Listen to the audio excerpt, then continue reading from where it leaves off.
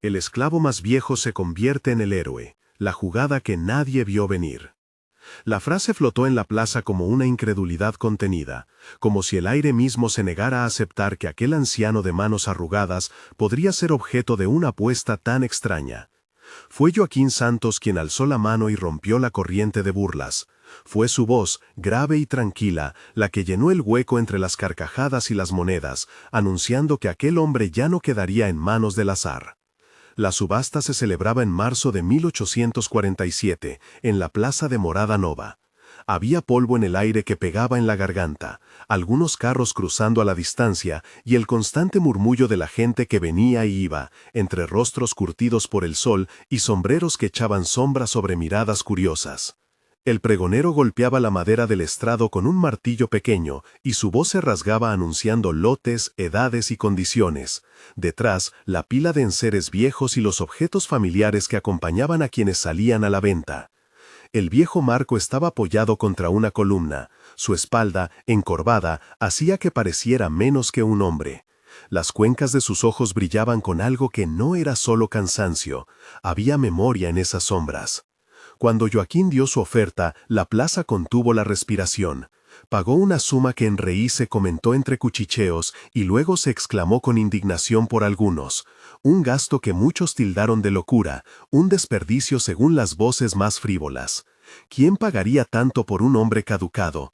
¿Qué podría valer la experiencia de quien a primera vista ya no podía trabajar los cañavedales ni conducir ganado? Fueron risas, empujones de hombro, un viejo que soltó una carcajada que olía a despecho. Joaquín no respondió a las burlas. Su madre le había muerto meses atrás y aún conservaba el recuerdo de su risa, un sonido que la hacienda buscaba recuperar en gestos sencillos y humanos. Compró al anciano sin prisa, con la determinación de quien ve más allá de la piel. Subió a la carroza con él y soportó las miradas. Algunos, al verlo partir, se permitieron decir: «Se ha comprado una carga».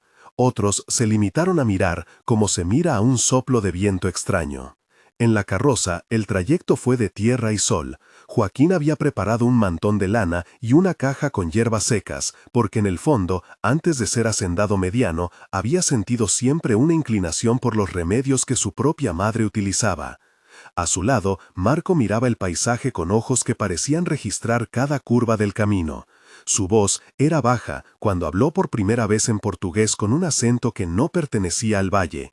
Dijo su nombre como quien deposita algo sagrado. Don Marco, de la orilla de lo que fue mi pueblo. Joaquín inclinó la cabeza en señal de respeto. No preguntó de dónde venía exactamente, ni por qué hablaba de mares lejanos y de plantas que crecían junto a ríos que él nunca vería. Guardó aquella información con la misma privacidad con la que coloca una semilla en la tierra, para que germine sin ser observada.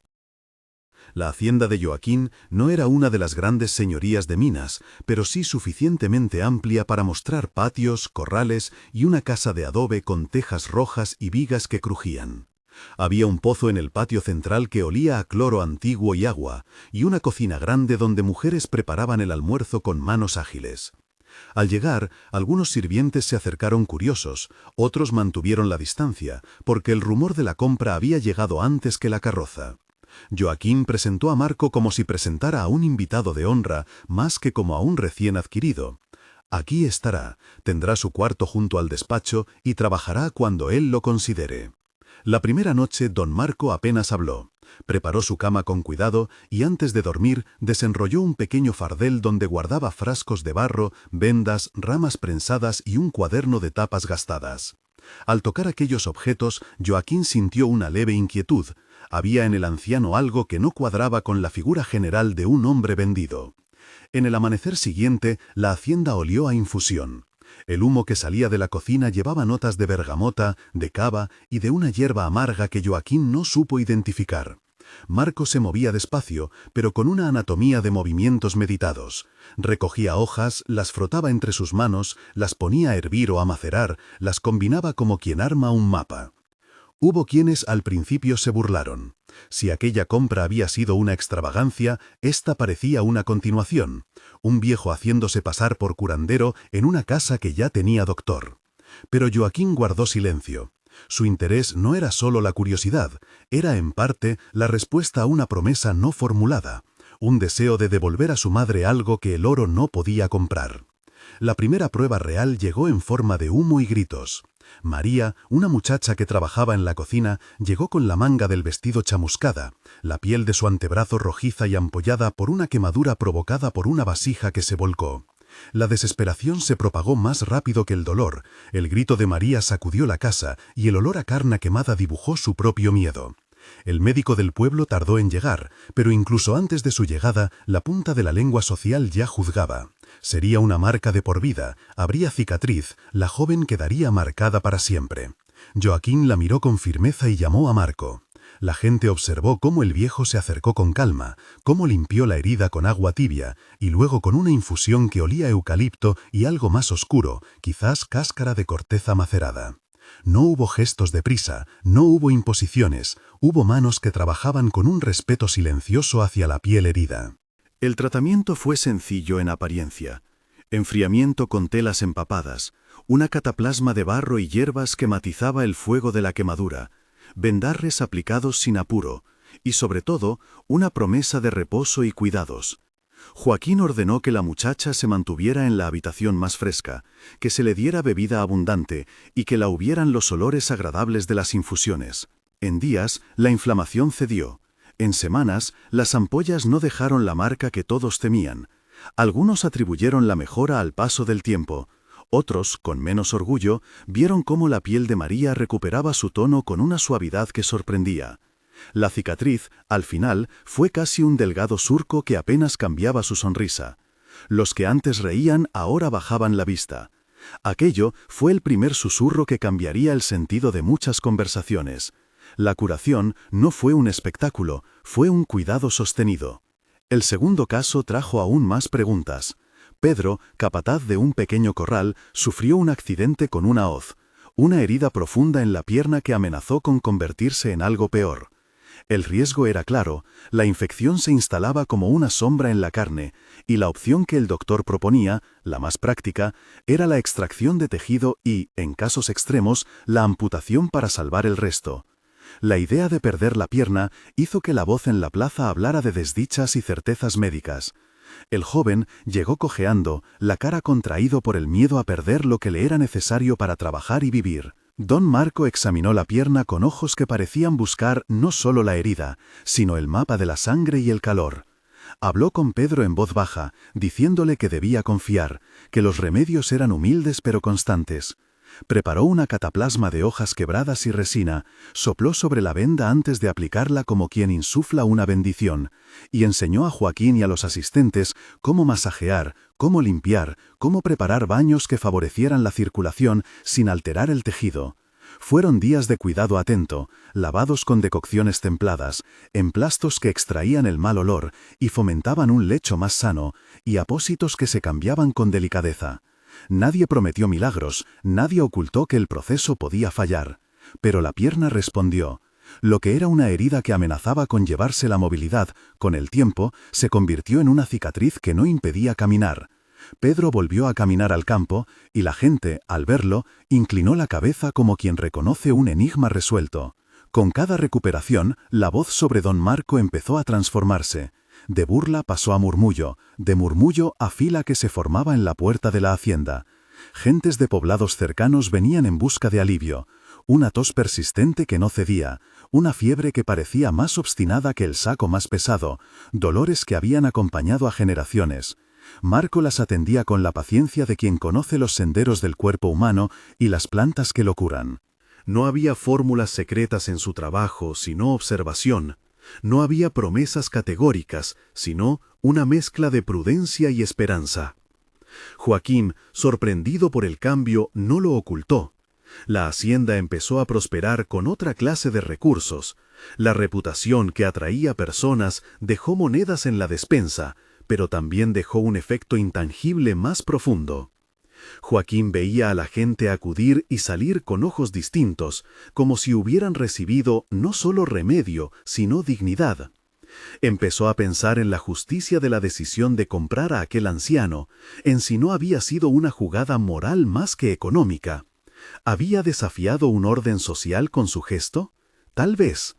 A la noche, cuando las estrellas aparecían, se preguntaba si el valor de aquel acto debía medirse en reis o en la manera en que cambiaba la vida de su hacienda. No tardó en surgir la resistencia. El pueblo tenía un médico con título, el doctor Augusto Méndez, un hombre de consultorio impecable y trajes que guardaban la seda de la ciudad.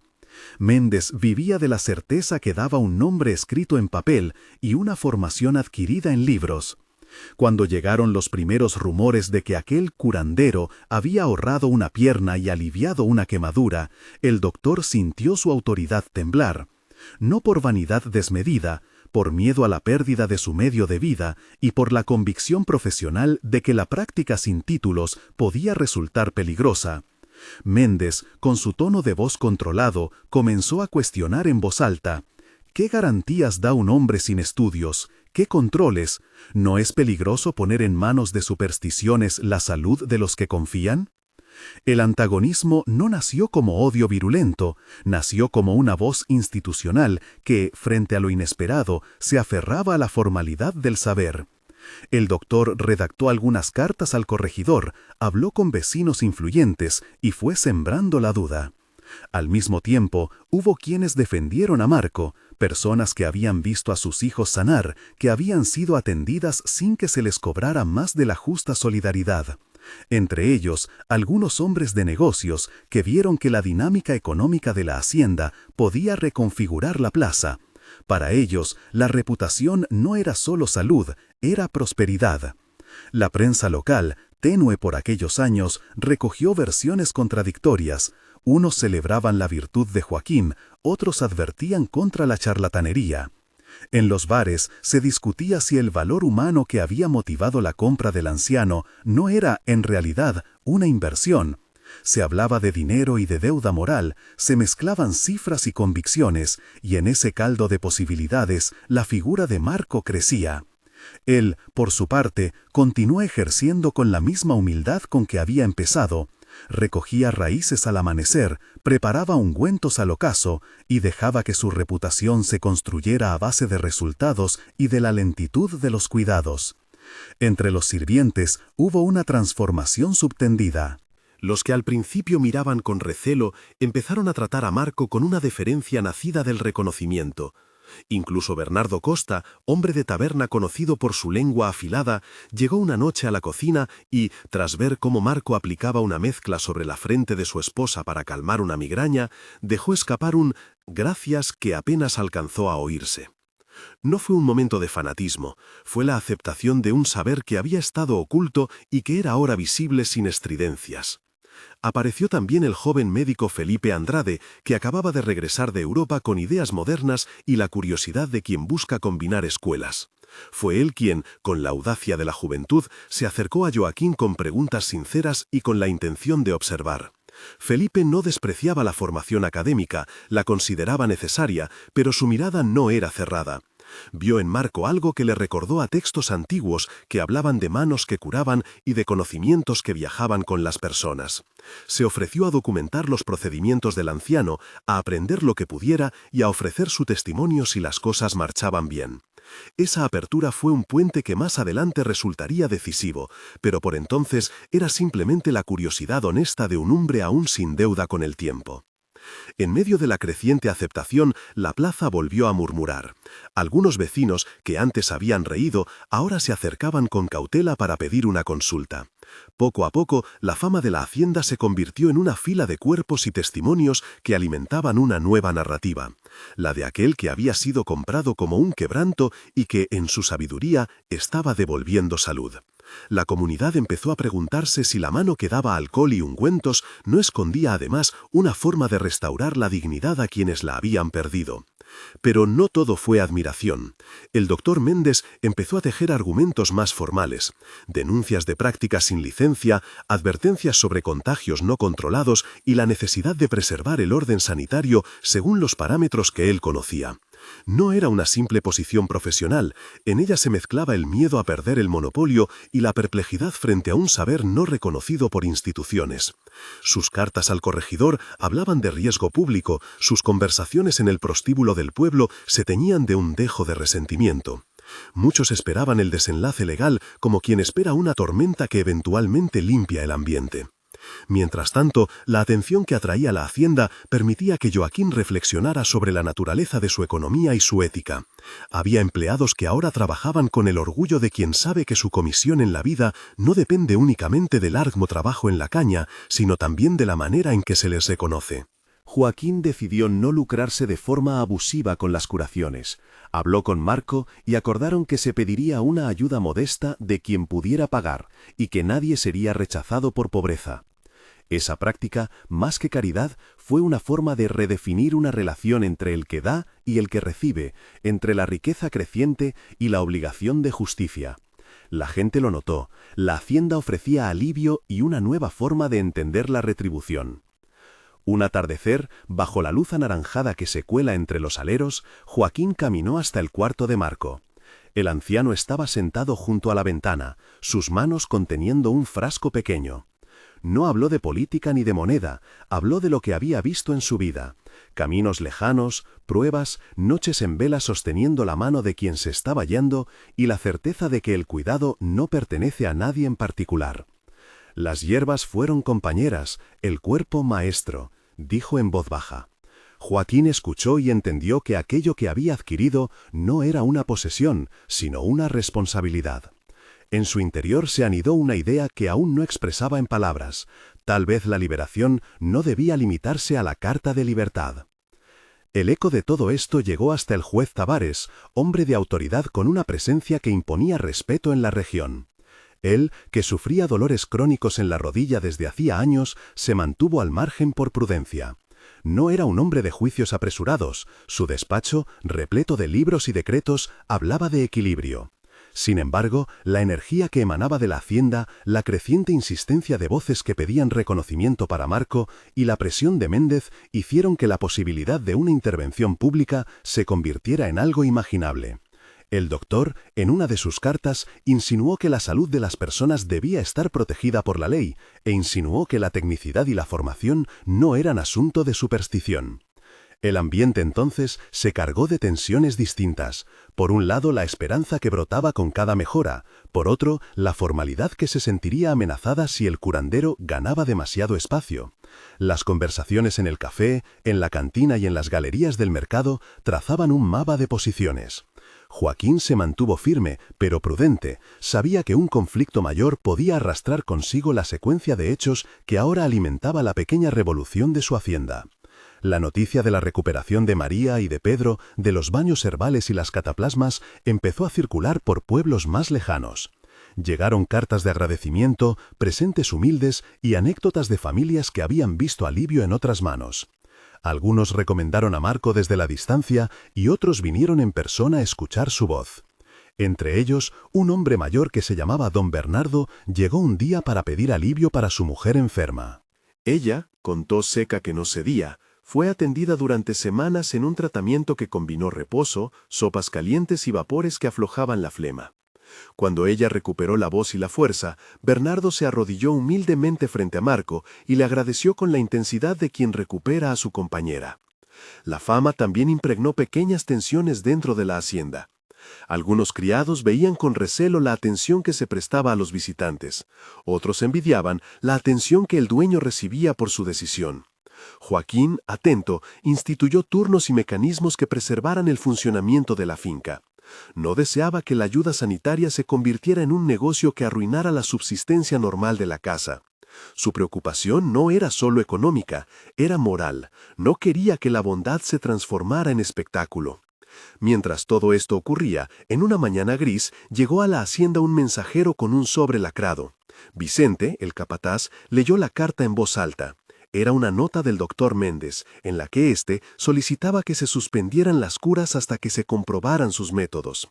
La misiva tenía el tono frío de quien se sabe apegado a la ley. Joaquín sintió un frío que no tenía que ver con el tiempo. Fue el reconocimiento de que lo que había empezado como una decisión personal ahora se transformaba en un asunto público. No por el valor del hombre comprado, sino por la implicación que su práctica traía consigo: cuestionar el monopolio del saber y la jerarquía que protegía a quienes ostentaban títulos. La gente empezó a hablar de audiencias, de certificados, de inspecciones.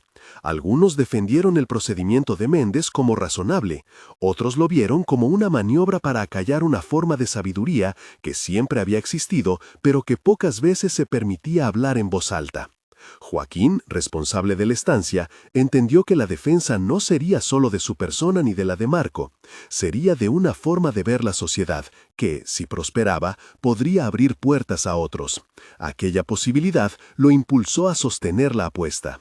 El primer bloque de la historia culmina aquí, con una plaza que había reído, una hacienda transformada en refugio de cuidados, un hombre viejo que ocultaba conocimientos adquiridos por la vida y la resistencia institucional empezando a hacer ruido.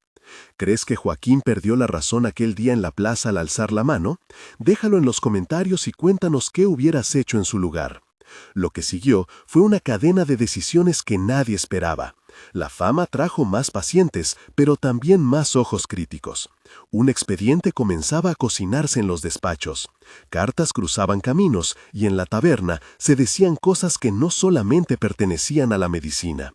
Cuando la presión del doctor fue a más, Joaquín entendió que la disputa no sería resuelta con palabras en la esquina del mercado. Había que pensar en una jugada pública, en una manera de mostrar no solo que don Marco sanaba, sino que su trabajo merecía reconocimiento. En la mente de algunos surgió una posibilidad que hasta entonces se mantenía como rumor apenas susurrado: la idea de demostrar en público, con una prueba irrefutable, que la sabiduría del anciano no era superstición. Los preparativos para esa jugada fueron lentos y deliberados. Joaquín habló con Felipe Andrade, pidiéndole que registrara casos, que hiciera descripciones, que trazara anotaciones que podrían sostener una defensa. Felipe, con su cuaderno y su pluma aún manchada de tinta europea, accedió con entusiasmo y con el recelo de quien entiende que unir saberes exige humildad. Marco, por su parte, no buscaba reconocimiento. Su mandato era curar. Pero reconocía las fronteras sociales y sabía que, si la justicia quería escucharlo, habría que presentarse de manera que pudiera ser entendida por quienes detentaban el poder. El ruido en la región se volvió más intenso cuando un rumor, casi inaudible, comenzó a circular. El juez Tavares, aquejado por un dolor que el tiempo no había podido aliviar, consideraba aceptar la ayuda de aquel anciano. Para muchos, la idea de que un hombre de toga y gaveta acudiera a manos sin título resultaba inconcebible. Para otros, especialmente a los ojos de los que habían sentido la ineptitud del aparato, era una oportunidad. Si el juez se dejaba tratar y mejoraba, su palabra podía desactivar las acusaciones. Ese pensamiento se convirtió en una semilla. Si había que poner fin a las dudas, no bastaría con curar campesinos y sirvientes, habría que mostrar que la práctica de Marco era eficaz incluso en la corte pública. El telón estaba a punto de levantarse para un acto que nadie había previsto en la plaza aquel día que Joaquín hizo su jugada. La tensión crecía como el sonido de un tambor que anuncia un cambio. Y mientras los caminos se llenaban de visitantes y cartas, la historia pedía que se tomara una decisión que cambiaría no solo el destino de un anciano, sino la manera en que una comunidad concebía el valor humano y el saber. Los preparativos fueron medidos como quien dispone una batalla que no quiere pelear, con discreción, con respeto y con la prudencia de quien sabe que una sola torpeza puede arruinar lo ganado. Joaquín y Felipe trabajaron juntos en silencio por varios días, revisando notas, recogiendo testimonios, ordenando heridas pasadas y actuales en un cuaderno que parecía un mapa de historias. Felipe, a veces con la tinta aún fresca en la punta de la pluma, trazaba diagramas toscos y apuntes de observación. Marco, por su parte, aceptó la idea sin alaracas. Curar, decía con voz levemente rasgada, era su oficio. Y si un hombre de toga necesitaba de sus manos, no era él quien se negaría. El juez Tavares no era hombre de decisiones precipitadas. Vivía rodeado de papeles y reflexiones, acostumbrado a deliberaciones que podían tardar semanas o meses. Pero la constancia de las voces que llegaban de la hacienda, la súplica contenida de algunos parientes y la evidencia de pequeñas recuperaciones hicieron que, finalmente, aceptara someterse a un tratamiento. No sería un secreto, la historia debía ocupar el espacio público. Joaquín insistió en ello. Si la curación era discrecional y quedaba encerrada en paredes cerradas, no serviría para desmontar lo que Méndez y sus aliados afirmaban. Era necesario que la mejora fuese visible, gradual y, sobre todo, palpable por aquellos que dictaban leyes y costumbres. La primera visita del juez a la hacienda ocurrió en una mañana en la que la niebla todavía se adhería a los aleros. Llegó en su carruaje oscuro, acompañado por 2 alguaciles y por la curiosidad de algunos vecinos que se habían enterado. Caminó con cierta rigidez, la rodilla le recordaba diariamente que el tiempo no siempre es generoso. Cuando bajó del coche, la gente que ya sabía de la fama de Marco le dirigió miradas diversas, unos dudosas, otros expectantes. Joaquín salió a recibirlo con la compostura propia de un hombre consciente del momento, no arrogante, simplemente firme. Marco atendió al juez sin ceremonias inoportunas. Lo hizo con la calma con la que prepara una poción y con la discreción con la que observa a quien confía en su mano. Evaluó la rodilla, palpó con dedos acostumbrados a distinguir texturas, buscó temperaturas y explicó el plan en palabras sencillas que el juez entendió sin dificultad. Baños templados, ungüentos aplicados con masajes, compresas que debían cambiarse con disciplina y una pauta de reposo que, más que descanso, significaba volver a escuchar al cuerpo. No prometió la curación súbita, habló de pasos, de respuestas posibles y de la paciencia como aliado.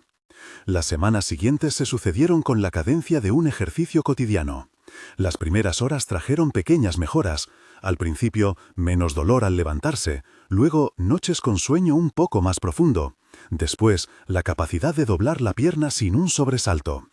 La llegada de Felipe fue constante, anotaba, medía tiempos de recuperación y señalaba con prolijidad aquello que reconocía como novedad. En la hacienda se instauró una rutina que, aunque sencilla, exigía disciplina. Curas a horas fijas, alimentación templada, baños que descongestionaban los tejidos y masajes que, al principio, parecían meros cuidados y que poco a poco mostraban efectos. Marco, con su sabiduría, enseñó a aplicar apósitos y a preparar decocciones que aliviaran la inflamación. Felipe documentaba cada paso con la seriedad de quien sabe que su pluma podría más tarde sostener una defensa. La novedad no tardó en filtrarse hacia la plaza. Al principio eran rumores. El juez se encuentra mejor. Después, algunos vecinos de palabra franca confirmaban lo que veían. Finalmente, la noticia llegó al despacho del corregidor. El doctor Méndez, que observaba con creciente inquietud el desarrollo de lo que catalogaba como una amenaza, empezó a alzar la voz con más fuerza. Sus cartas, que en otro momento habrían parecido moderadas, adoptaron un tono más contundente. Sostenía, con la vehemencia del profesional que teme por su oficio, que la salud requiere normas y que la práctica de un hombre sin título podía tener consecuencias. Alegaba, en público, el deber de proteger al pueblo. La jugada que nadie vio venir, sin embargo, no consistió en una confrontación abierta, sino en la paciencia demostrada por la comunidad. A medida que el juez mejoraba, personas de todas las condiciones comenzaron a acercarse para presenciarlo. Comerciantes, labriegos, mujeres que habían visto curar a sus hijos y algunos hombres de toga que se resistían a creer lo que sus propios ojos mostraban. Se organizó una reunión pública, no oficial, sino convocada por el rumor, en la que el juez accedió a hablar. No fue un acto teatral. Tavares utilizó la palabra con la calma de quien pesa cada sílaba.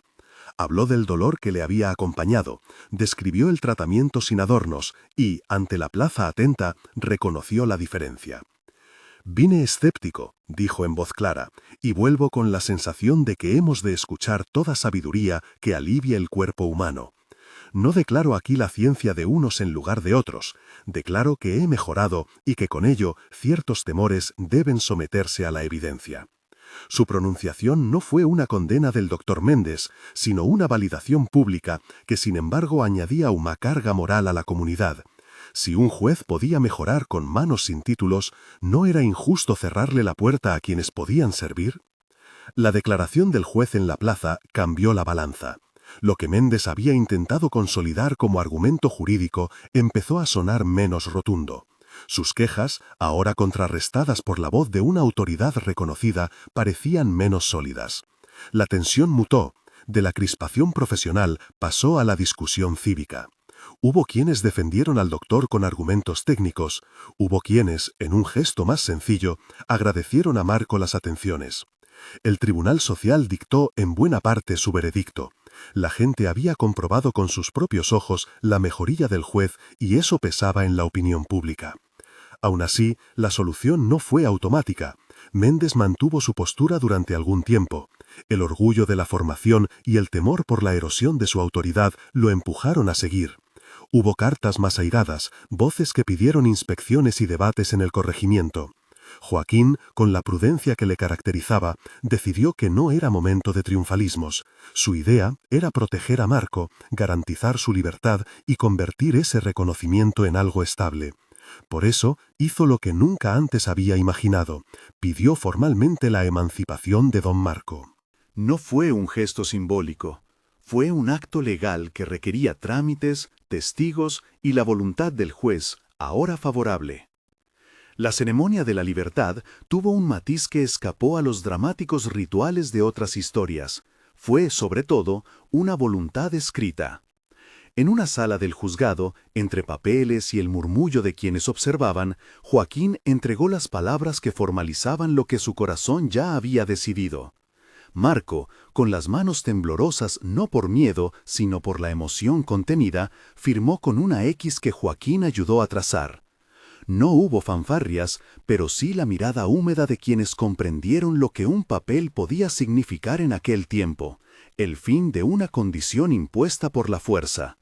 A partir de ese día, la comunidad legalmente reconoció que don Marco no era propiedad de nadie. La libertad, sin embargo, no puso fin a un proceso, lo transformó. Joaquín propuso algo que muchos no habían esperado, una sociedad igualitaria en el ejercicio de la clínica. No como un eslogan, sino como un pacto concreto. Ofreció a Marco no solo su libertad, sino una participación y reconocimiento que le permitiera decidir sobre su trabajo, enseñar a otros y, sobre todo, dirigir la atención a quienes más lo necesitaban. Fue un paso que conmovió por su sencillez: pagar, liberar, compartir la responsabilidad. La colaboración entre Marco y Felipe fue en los años que siguieron el puente entre saberes. Felipe dedicó sus zonas nocturnas a transcribir recetas, anotar proporciones y describir el modo de aplicación de ungüentos y baños. No empleó nombres técnicos modernos, se limitó a describir lo que veía: macerados, infusiones, cataplasmas, lavados y masajes. Su cuaderno se llenó de testimonios fechados y de dibujos toscos de frascos y vendas. En algunas tardes, los tres, Joaquín, Marco y Felipe, se sentaban a ordenar las ideas sobre una mesa, con la luz que entraba por la ventana y el olor de las hierbas secas extendido como testigo. Aquella documentación, nacida de la urgencia y la humildad, se convirtió con el tiempo en un material valioso para quienes querían aprender. En contraste, la figura de Méndez tuvo un giro menos abrupto pero notable. No se transformó en amigo íntimo de Marco de la noche a la mañana, su carácter le impedía dar elogios sin reservas. Aún así, hubo momentos en que la observación directa le hizo reconocer hechos que negaban los escritos. En una ocasión, fue él mismo quien, ante la insistencia de ver el trabajo en persona, acudió a la hacienda. Observó sin intervenir, vio cómo las curas se aplicaban con esmero y cómo la gente mejoraba.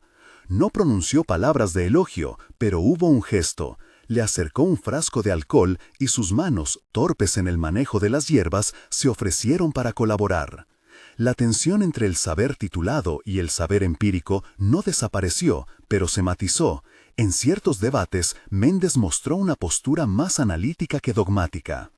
Su voz continuó pidiendo garantías, pero dejó de ser un látigo que repelía todo lo que no procediera de la universidad. A medida que la práctica se consolidaba, las mejoras en la hacienda se hicieron visibles en muchos niveles. La figura de la fila de pacientes que antes llegaban tímidos se transformó en un flujo ordenado. Joaquín mantuvo la política de cobrar lo justo a quienes pudieran pagar y atender a quien no tuviera recursos. El dinero que entraba se utilizó para comprar medicinas, reparar habitaciones y, sobre todo, para financiar lo que pronto sería la obra más duradera: una pequeña escuela donde los niños y jóvenes aprendieran a leer, escribir y, en años posteriores, recibieran nociones de cuidado de la salud. La escuela nació de una conversación entre Joaquín y Marco. Ambos entendieron que el legado no debía ser solo la acumulación de curaciones, sino la transmisión de saberes. Empezaron con un aula improvisada en una habitación de la casa principal, con pizarras rudimentarias y con libros prestados por un maestro ambulante. La idea atrajo a familias locales. Padres venían con la esperanza de que sus hijos, además de aprender a contar y escribir, pudieran conocer prácticas que les permitieran aliviar males comunes.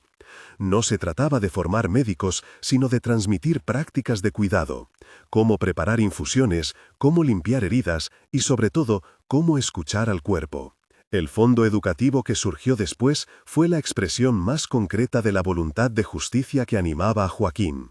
Una parte de las ganancias de la clínica se dedicó a becas para hijos de trabajadores de la hacienda y para jóvenes de pueblos cercanos. Se documentaban solicitudes, se evaluaban necesidades y se prestaba ayuda sin fanfarrias. Felipe, que con el tiempo se fue integrando como puente entre la tradición y la formación académica, propuso que el archivo con las notas de Marco se guardara con cuidado y que algunos textos fueran copiados para su difusión. Así, lo que había sido un cuaderno en tinta se transformó en pequeños folletos que circularon entre comunidades cercanas. La colaboración con otros médicos, aunque tímida al principio, fue ampliándose. Jóvenes llegados de la ciudad mostraron interés por aprender de la combinación de prácticas. Algunos lo hicieron sin prejuicios, otros, como Méndez en sus primeros años, observaban con reserva. Felipe, que había iniciado su trayecto como un joven curioso, se convirtió con el tiempo en un defensor de la complementariedad. Sostenía que la ciencia era valiosa y que el saber de la experiencia merecía respeto. Sus escritos, publicados en periódicos locales con discreción, planteaban la necesidad de un diálogo entre prácticas, siempre con la cautela de no trivializar la formación. La firma pública que consolidó la protección de Marco tuvo lugar en 1848. Fue un acto administrativo y al mismo tiempo simbólico. En presencia del juez Tavares, Joaquín formalizó no solo la libertad de Marco, sino su posición como colaborador independiente y maestro. Aquello no borró el pasado, ni las heridas de la esclavitud, pero abrió una vía de reconocimiento que trascendía el simple intercambio mercantil. La gente que asistió a la ceremonia habló en susurros, algunos lloraron, otros aplaudieron con discreción.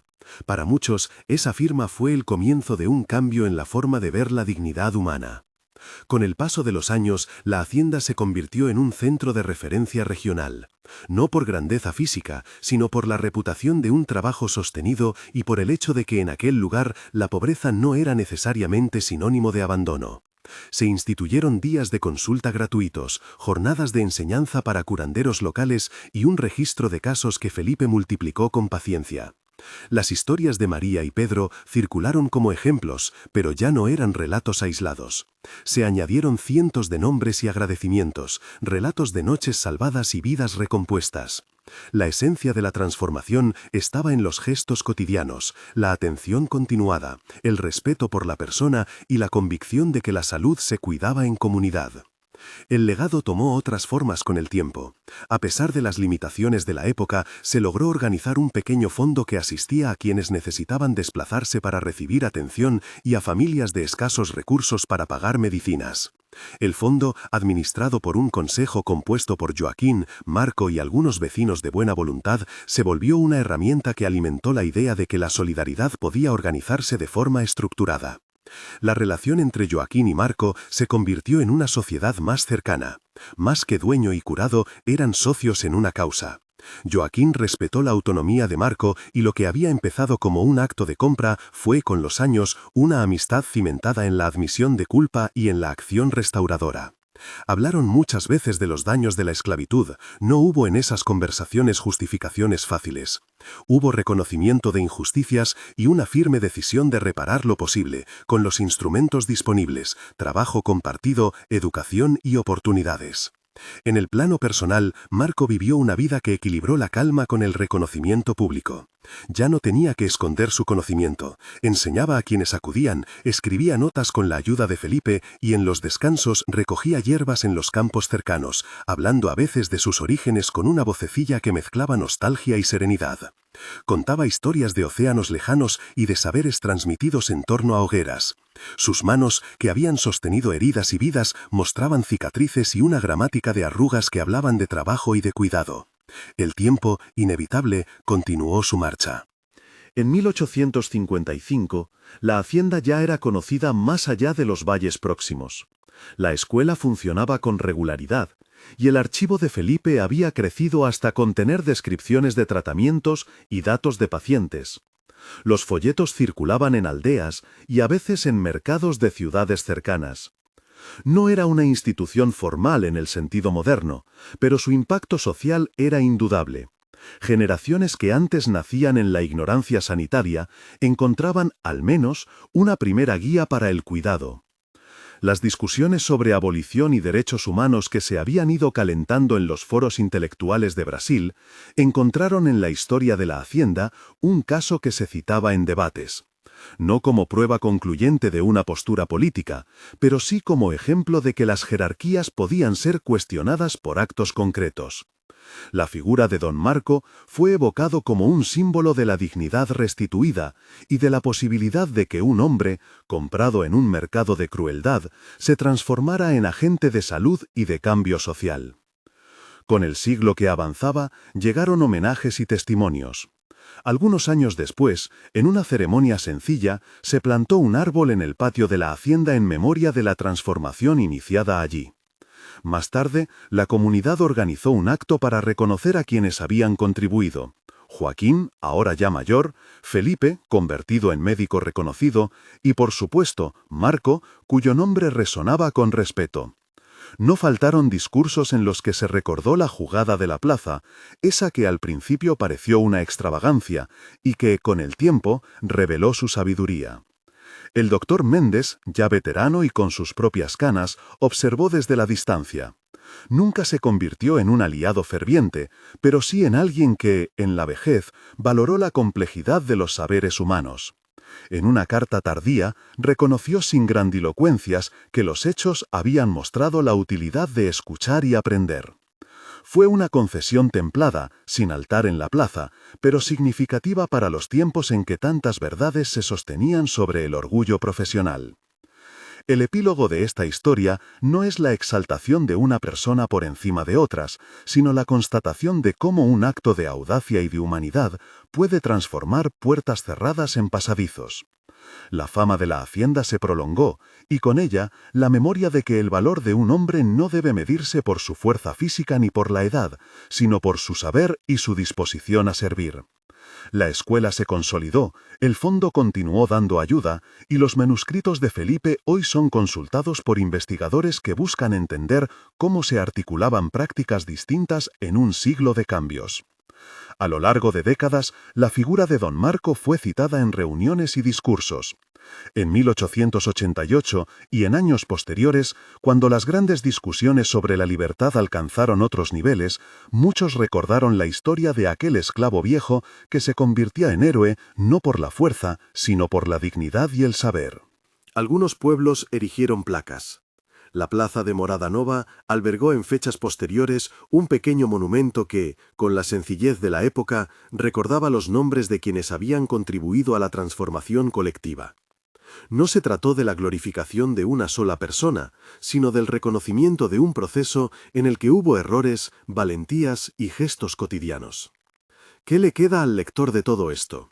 Queda la imagen de una plaza que rió al principio y que, con el tiempo, aprendió a escuchar. Queda el ejemplo de que una jugada que pareciera insensata, comprar a un anciano por una suma que muchos criticaron, pudo ser en realidad una apuesta por la humanidad. Queda también la advertencia de que las instituciones, aunque necesarias, no son infalibles, y que los saberes no siempre están donde la formalidad los reconoce. Sobre todo, queda la idea de que la dignidad puede ser restituida por actos que combinan justicia, trabajo y reconocimiento. Al final, la historia de Don Marco y Joaquín Santos invita a preguntarse: ¿qué haríamos hoy si enfrente tuviéramos a alguien cuya valía la mayoría no ve? ¿Nos atreveríamos a comprar su libertad, a ofrecerle un espacio para enseñar o a escuchar su saber? Quizá la respuesta esté en pequeños gestos, en la decisión de no dejar a nadie oculto por su edad o su condición, en la voluntad de aprender de quien tiene experiencia y en la política de usar los recursos para reparar injusticias. Si esta historia te ha llevado a replantear prejuicios o a imaginar otras formas de justicia, compártela con quien creas que necesita escucharla. Cuéntanos en los comentarios a quién te recuerda esta historia y cómo podríamos, hoy, ver el valor humano más allá de las apariencias. Si algo queda claro, es esto: a veces, la jugada que nadie vio venir es, en realidad, la que transforma todo.